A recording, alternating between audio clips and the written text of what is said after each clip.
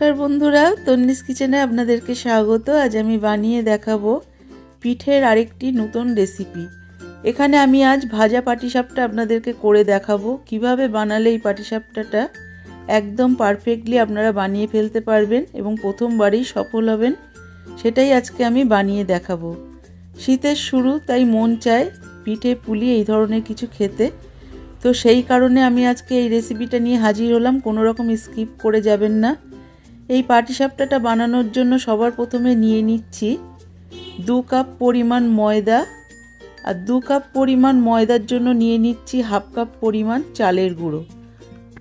একই কাপ মেপে এবার দিয়ে দেব হাফ কাপ পরিমাণ সুজি।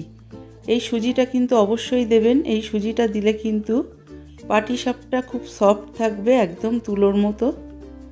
এবারে দিয়ে দিলাম ওই একই কাপের হাফ কাপ পরিমাণ চিনি, দিয়ে দিলাম হাফ চা চামচ পরিমাণ নুন। এবারে ওই একই কাপ মেপে দিয়ে দিচ্ছি 1 কাপ পরিমাণ জল আর 2 কাপ পরিমাণ লিকুইড দুধ। দুধটা কিন্তু এখানে ঠান্ডা নিতে হবে, গরম দুধ দিলে চলবে না। দুধটা আমি একবারে দেব না। আমি এখানে 1.5 কাপ পরিমাণ দুধ প্রথমে দিয়ে দিলাম, আর বাকি হাফ কাপ লাগলে পরে দেব। এখানে আমি একটা স্মুথ ব্যাটার বানিয়ে নেব। তার জন্য আমি এখানে একটা চামচের সাহায্যে ব্যাটারটা বানিয়ে নিচ্ছি। দিয়ে দিলাম বাকি হাফ কাপ দুধ। এখানে আমার মনে হচ্ছে এটা হাত দিয়ে গুললেই বেশি ভালো হবে, সেই কারণে আমি চামচটা তুলে নিয়ে হাতের সাহায্যেই কিন্তু এই ব্যাটারটা গুলে নেব। কারণ এর মধ্যে কোনো রকম লাম্পস থাকলে চলবে না, সেক্ষেত্রে কিন্তু পাটিসাপটাটা ভালো হবে না। আমি হাতের সাহায্যে খুব ভালো করে দেখুন এরকমভাবে ব্যাটারটা বানিয়ে নিচ্ছি। আমার মনে হচ্ছে এখানে আর কোনো লাম্পস নেই। আমি একটু তুলে দেখাচ্ছি, এর ঘনত্বটা ঠিক এরকম হয়েছে। এরপরে আমি এটা 15 মিনিটের জন্য রেস্টে রেখে দেব। আমি একটা প্লেট দিয়ে ঢেকে রেখে দিলাম। আর এই পাটিসাপটাটা বানানোর জন্য এর পুর হিসেবে নিয়ে নেব সন্দেশ। আপনারা চাইলে এটা ক্ষীরের পুরও দিতে পারেন, অথবা নারকেল জাল দিয়ে নিয়েও তার পুর বানাতে পারেন। তবে সন্দেশটা আমার কাছে বেশি ভালো লাগে বলে আমি সন্দেশ দিয়েই পুরটা বানাবো। আর পাটিসাপটাগুলো ভেজে নেওয়ার জন্য নিয়ে নিলাম সামান্য পরিমাণ রিফাইন তেল আর 2 থেকে 3 চামচ পরিমাণ গাওয়া ঘি। এই তেল আর গাওয়া ঘিটা কিন্তু ভালোভাবে মিশিয়ে নিতে হবে। এখানে তেল আর ঘিটা মিশিয়ে নিয়ে পাশে রেখে দেব। এরপর আমি ফিরে আসলাম 15 মিনিট পর। আমি কিন্তু পাটিসাপটাটা ভেজে নেওয়ার জন্য একটা ননস্টিক প্যান বসিয়ে নিয়েছি। আর এখানে কিন্তু প্যানে ভাজার জন্য বেশি তেল বা ঘি দেওয়া যাবে না। আপনারা কিন্তু একটা ব্রাশের সাহায্যে এরকমভাবে হালকা করে একটু ব্রাশ করে নেবেন। আর যখন ব্যাটারটা আপনি পাটিসাপটা বানাবেন তখন কিন্তু এরকম চামচের সাহায্যে খুব ভালো করে তলার দিক থেকে নেড়ে নিয়ে তাই বানাতে হবে। এরপরে আমি যখন পাটিসাপটাটা প্যানের উপরে দিলাম, এরকম একটা ডাবু হাতা নিতে হবে। ডাবু হাতার সাহায্যে ব্যাটারটা তুলে ফ্রাই প্যানে দিতে হবে। এবং ফ্রাই প্যানে যখন দেবেন তখন কিন্তু ফ্রাই প্যান বেশি গরম হলে চলবে না।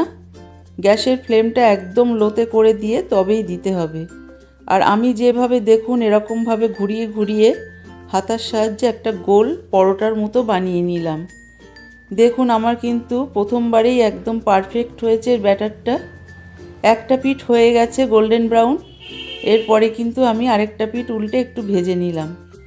এরপরে আমি দেখুন এরকমভাবে লম্বালম্বিভাবে পাটিসাপটাটা মোড়ানোর জন্য পুরটা দিয়ে দিচ্ছি। কিভাবে দিচ্ছি ভালোভাবে দেখে নিন। এরকমভাবে চামচের সাহায্যেই দেবেন, নইলে কিন্তু হাতে গরম লাগতে পারে। পুরটা কিন্তু আমার দেয়া হয়ে গেছে। এবার একটা খুন্তির সাহায্যে দেখুন আমি কিভাবে পাটিসাপটাটা বানিয়ে নিচ্ছি। প্রথমে একটু সাইড দিয়ে এরকমভাবে মুড়ে নেব, তারপরে এরকম গোল গোল করে রোল বানিয়ে নেব। রোলটা বানানোর পরে এরকম খুন্তির সাহায্যে একটু হালকা করে চেপে দিতে হবে। চেপে দিলেই কিন্তু হয়ে গেল পাটিসাপটা। আপনারা যারা কম তেলে বা কম ঘিয়ে বানাতে চান তারা কিন্তু এইভাবেই বানিয়ে খেয়ে নেবেন করে, এটাও কিন্তু খুব সুন্দর লাগে। আর যারা একটু ভাজা টাইপের ক্রিস্পি পছন্দ করেন তারা কিন্তু এর উপরে একটু ঘি ছড়িয়ে দিয়ে আবারও উল্টে পাল্টে ভেজে নিতে পারেন। সেটা কিন্তু আরও বেশি টেস্টি লাগবে, আর এটাও ভালো লাগবে। এটাও কিন্তু খেতে খারাপ লাগবে না। আপনারা যদি কেউ চান তো এই পাটিসাপটাটা শুধু রিফাইন তেল দিয়েও বানিয়ে নিতে পারেন। দেখুন সব কটা পাটিসাপটা আমার বানানো হয়ে গেছে। আমি একটা প্লেটে আপনাদেরকে সার্ভ করে দেখাচ্ছি কতটা নরম হয়েছে, দেখেই বুঝতে পাচ্ছেন। আর চালের গুঁড়োর পাটিসাপটা যে এতটা সফট হয় আপনারা না দেখলে ভাবতে পারবেন না। এই পাটিসাপটা পিঠেটা কিন্তু 2 থেকে 3 দিন পর্যন্ত এরকম নরম থাকবে। আমার রেসিপিটা ভালো লাগলে অবশ্যই সাবস্ক্রাইব করবেন।